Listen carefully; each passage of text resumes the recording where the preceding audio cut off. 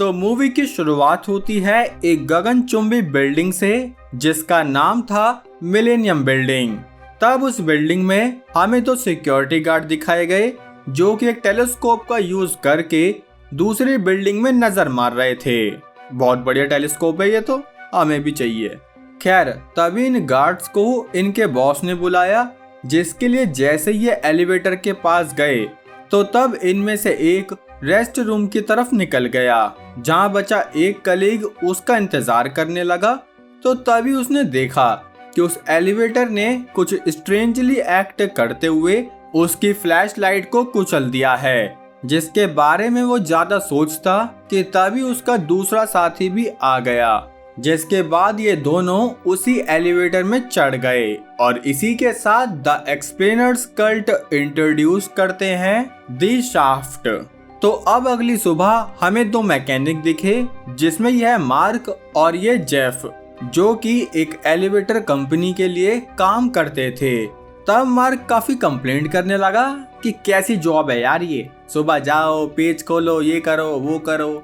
जो सुनकर जेफ उस पर गुस्सा करने लगा कि अरे भाई जो तुम्हारे पास है उसमें ही खुश रहो, दूसरे को देखकर अपने वाले को कम ना समझो। साथ ही हमें ये भी पता चला कि जेफ ने ही मार्क को अपने साथ काम पर लगाया है, तो इसलिए वो उसे समझाने लगा कि भाई इस बार मेरी बेइज्जती मत कराना। खैर तो अब हम वापस से अपनी मिलेनियम बिल्डिंग पर आते हैं, जहां पर कुछ प्रेग्नेंट वुमेन अपनी एक्सरसाइज के बाद एलिवेटर में घुस रही थी। वैसे इतनी सारी एक साथ प्रेग्नेंट। खैर तभी इन्होंने जैसे ही अपने फ्लोर का बटन दबाया तो ये लिफ्ट उस फ्लोर पे ले जाने की जगह नीचे की तरफ तेजी से बढ़ने लगी। शायद वेट ज्यादा हो गया हो, इसलिए इनमें से एक वुमेन डरते हुए ओपन का बटन खोलने लगी, लेकिन वो बटन काम नहीं कर रहा था। इसलिए तब ये समझ गए कि ये इस लिफ्ट में फंस चुके हैं, तो इन्होंने अपने लिए हेल्प के लिए कॉल किया, लेकिन यहाँ कॉल के लिए भी कोई सिग्नल नहीं आ रहा था।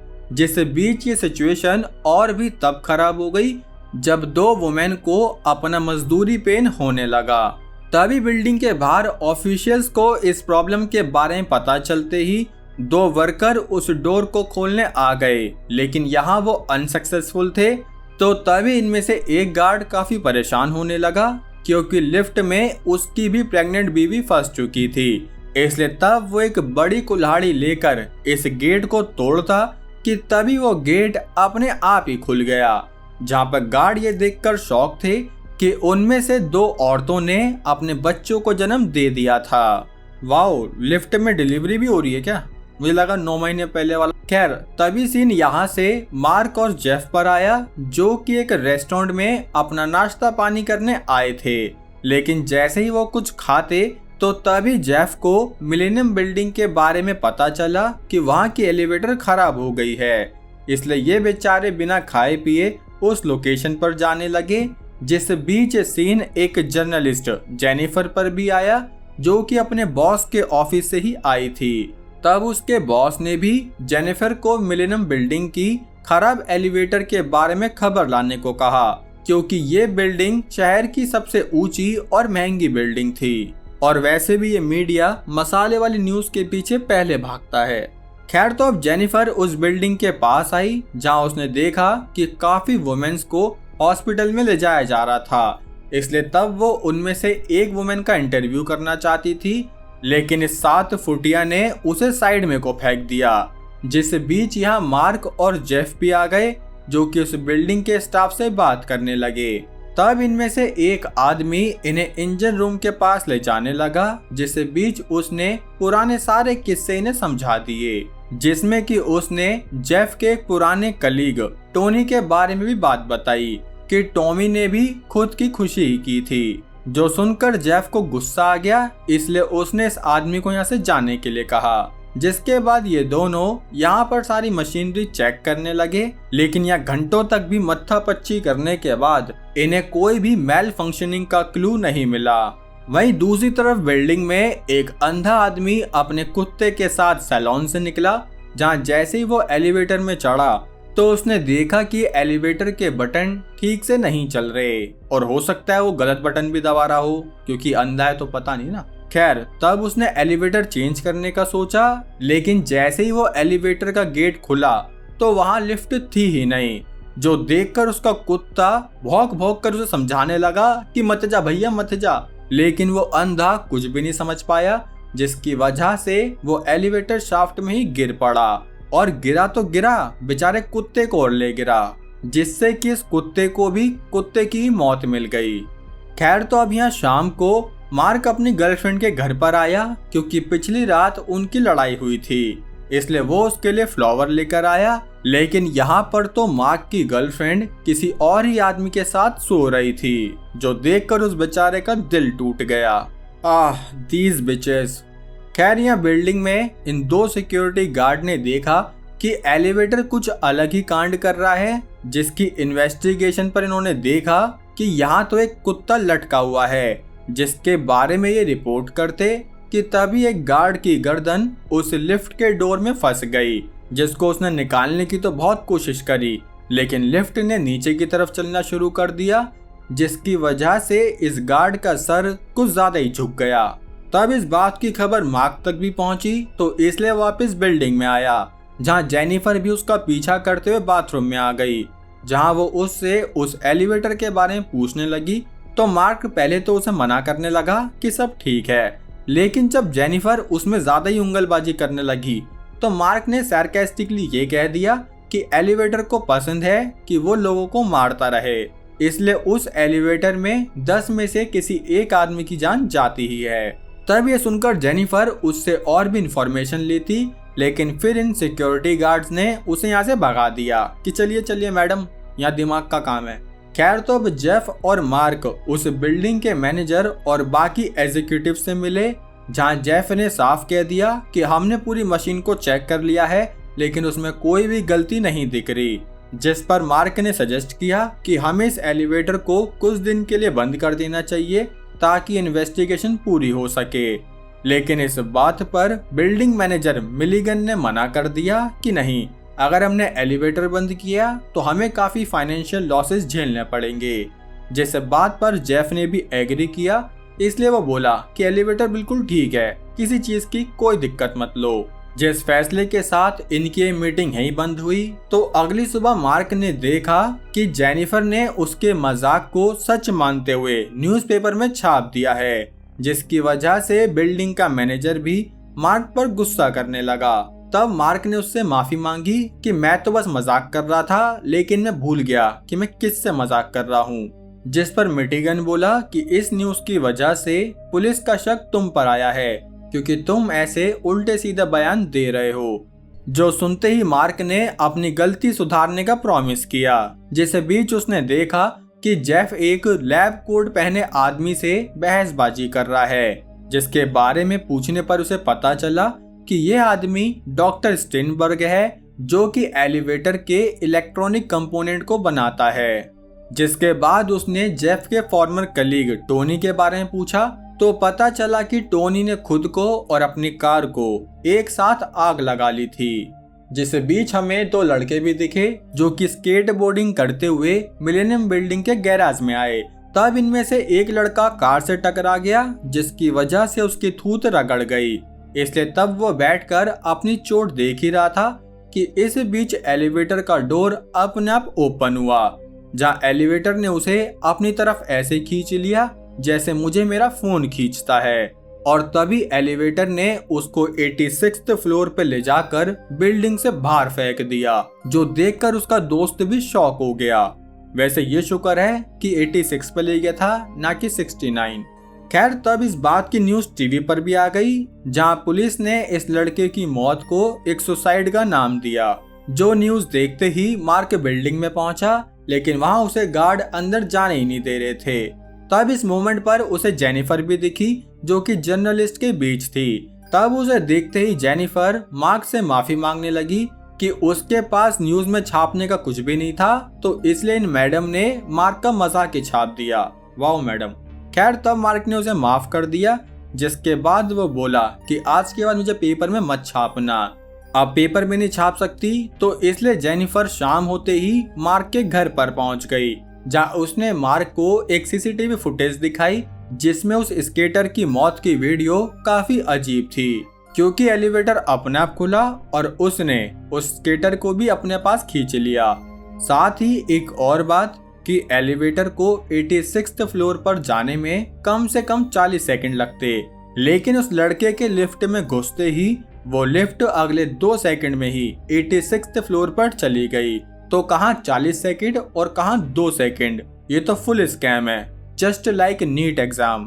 खैर, तो अब इस वीडियो और इन्फॉर्मेशन को देखकर ये दोनों शॉक थे, इसलिए ये यहाँ से जेफ के पास जाने लगे ताकि ये उसे भी समझा पाए। लेकिन जेफ का तो दिमाग ऑलरेडी खराब था, इसलिए वो बिना इनकी सुने यहाँ से निकल गया। जिसके बाद एक रेस्टोरेंट में मार्क जेनिफर को एक्सप्लेन करने लगा कि एलिवेटर कैसे काम करती है, जिस बीच उसने स्टेनबर्ग की भी बात करी जो कि एलिवेटर के इलेक्ट्रॉनिक कंपोनेंट बनाता था। इसलिए तब ये लोग जेनिफर के ऑफिस में गए जहाँ ये स्टेनबर्ग के ऊपर रिसर्च करने लगे, जहाँ इन्हें पता चला कि स्टेनबर्ग का फर्स्ट नेम गुंथर है, जो कि पहले एक्सपेरिमेंट करके कंप्यूटर बनाता था, लेकिन वो कंप्यूटर की चिप में डॉल्फिन का ब्रेन यूज करता था। डॉल्फिन का ब्रेन, ऐसा और कुछ नहीं मिल रहा क्या? खैर, तब ये प्रोजेक्ट बहुत खराब हो गया, जिसकी वजह से स्टेनबर्ग को भी जॉब से निकाल दिया गया। जिसके बाद से ही वो एलिवेटर कंपनी में काम करने लगा था। तब इतनी सारी इंफॉर्मेशन मिलते ही जेनिफर का दिमाग ये कहने लगा कि जरूर इन मौत के पीछे स्टेनबर्ग का हाथ है, क्योंकि जिसका इतना खतरनाक दिमाग हो सकता है कि डॉल्फिन के ब्रेन से चिप बनाओ, तो वो एलिवेटर में क्या क्या कर सकता है। खैर, तो अगली सुबह गगनचुंबी बिल्डिंग का मैनेजर जैसे ही लिफ्ट में घुसा तो तभी उसे जेफ की बॉडी दिखी, जो देखकर वो काफी चौंक गया। तो इस बात की इंफॉर्मेशन मार्क और जेनिफर तक भी आ गई, जो इस बात से शॉक हुए कि पुलिस ने जेफ की मौत को भी सुसाइड का ही नाम दे दिया है। साथ ही बिल्डिंग के एग्जीक्यूटिव्स ने मीडिया के सामने ये बात कह दी कि असल में ये सारा अटैक टेररिस्ट अटैक है, जो सुनकर मार्क को बिल्कुल विश्वास नहीं हुआ कि उसका दोस्त ऐसी कोई खुदकुशी नहीं कर सकता, और साथ ही ये टेररिस्ट अटैक, क्या मजाक है भाई ये। खैर, तो अब ये दोनों इस लिफ्ट की सच्चाई को जानना चाहते थे, इसलिए ये जेफ के फॉर्मर कलीग टोनी के घर पर पहुंचे, जहां इन्हें उसकी विधवा पत्नी मिली, जो बोली कि मेरे पति किसी भी कार एक्सीडेंट में नहीं मरे थे, इवन उनका तो मर्डर हुआ था, और वो भी एलिवेटर शाफ्ट में, क्योंकि वो एलिवेटर शाफ्ट के बारे में कुछ ऐसा जान गए थे जो उसे नहीं जानना चाहिए था। साथ ही उसका ये भी कहना था कि अब टोनी की आत्मा ही एलिवेटर में फंस चुकी है, जिसकी वजह से ही लोग मर रहे हैं। अब एलिवेटर की बात हो गई है, तो आओ ना बिल्डिंग में, जहाँ पर कुछ लोग जब लिफ्ट में घुसे तो तभी वो लिफ्ट ने अपना काम खराब करना शुरू कर दिया। जिस बीच वो बहुत तेज चलने लगी तो तभी इनमें से एक ने इमरजेंसी बटन दबा दिया, जिसने ऑफ कोर्स काम नहीं करा। तो तभी डर के मारे इनमें से एक ने अपनी पैंट में ही मूत दिया, जिसकी वजह से लिफ्ट को गुस्सा आया, तो इसलिए उसने नीचे का ढक्कन ही खोल दिया, जिसकी वजह से कुछ लोग शाफ्ट में गिर गए और कुछ यहीं फंसे रहे। लेकिन तब लिफ्ट ने इन सबको मारने का कॉन्ट्रैक्ट लिया था, तो तभी वो बहुत तेज स्पीड में ऊपर की तरफ जाने लगी, और वो इतनी ऊपर तक गई दोस्तों कि उसने बिल्डिंग की छत को ही तोड़ दिया, जिसमें ऑफ कोर्स लिफ्ट में चढ़े सारे लोग मारे गए। तब इस इंसिडेंट के होते ही यूनाइटेड स्टेट्स के प्रेसिडेंट ने ये स्टेटमेंट जारी किया कि ये तो पक्का टेररिस्ट अटैक है, इसलिए अब हमारी एसपीडी टीम इस बिल्डिंग में अपनी छानबीन करेगी। तभी एसपीडी टीम इस बिल्डिंग में घुसने लगी, जिस बीच मिचेल स्टेनबर्ग से मिलने पहुंचा, जहां वो स्टेनबर्ग को इन सारी मौत का गुनहगार बता रहा था। जिस पर स्टेनबर्ग बोला कि अरे कोई बात नहीं, बड़े बड़े एक्सपेरिमेंट में ऐसी छोटी मोटी जानें जाती रहती है। जो सुनकर मिचेल ने उसे समझा दिया कि बे बुड्ढे, इस सिचुएशन का कोई सॉल्यूशन ढूंढ ले, वरना तेरे इतने चांटे बजाऊंगा तू सोच भी नहीं पाएगा। जिस पर स्टेनबर्ग बोला कि अरे सर, अभी जो भी सिचुएशन है ना, वो अभी बिल्कुल मेरे हाथ में नहीं है। तभी शाम को जेनिफर भी इस बिल्डिंग में आने लगी ताकि ये लोग उस बिल्डिंग का सच जान पाए, जहां उसने अपनी वैन में मार्क को भी छुपा रखा था।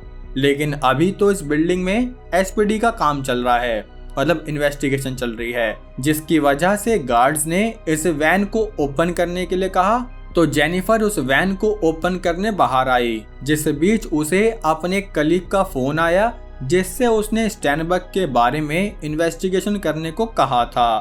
तब उस कलीग ने बताया कि स्टैनबर्ग ने अपनी जॉब से निकाले जाने के बाद भी बायोचिप पर काम करना कंटिन्यू किया और शायद अब उसने डॉल्फिन ब्रेन नहीं बल्कि किसी और का ही ब्रेन यूज किया था। इससे तब उसने जेनिफर को सावधान रहे, सतर्क रहे कहकर फोन कट कर दिया। तभी इसी बीच मार्क भी चुपके से वैन से निकलकर गगनचुंबी बिल्डिंग में घुस गया, जिसके अगले सीन में पुलिस को पता चल गया कि जेनिफर को एलिवेटर कंपनी ने नहीं भेजा है, तो इसलिए उन्होंने जेनिफर को एक रूम में नॉक कर दिया ताकि वो एसपीडी की इन्वेस्टिगेशन को ना रोक पाए। वहीं दूसरी तरफ मार्क उस एलिवेटर की मशीनरी को बहुत अच्छे से चेक करने लगा, जहां काफी भारी इन्वेस्टिगेशन करने के बाद उसे एक बहुत बड़ी चिप दिखी जिसका शेप ह्यूमन ब्रेन जैसा था, लेकिन वो साइज में बहुत बड़ी थी। तब उसे देखते ही मार्क उस ब्रेन को एक पेचकस से तोड़ने लगा, लेकिन तभी यहाँ एक लिफ्ट गिरी जिससे मार्क तो जैसे तैसे बच गया, लेकिन एक दूसरे एसपीडी ऑफिसर की आलू पूड़ी बढ़ गई। तब ये देखते हुए मार्क ने एसपीडी वालों की ही तोप उठा ली कि इस ब्रेन को तो मैं ही उड़ाऊंगा, लेकिन तभी यहाँ स्टैनबर्ग आ गया जो कि इस ब्रेन को उड़ाने देना नहीं चाहता था, इसलिए उसने मार्क पर गन पॉइंट कर रखी थी, जिस बीच इनकी दुप्पट दो लड़ाई होने लगी।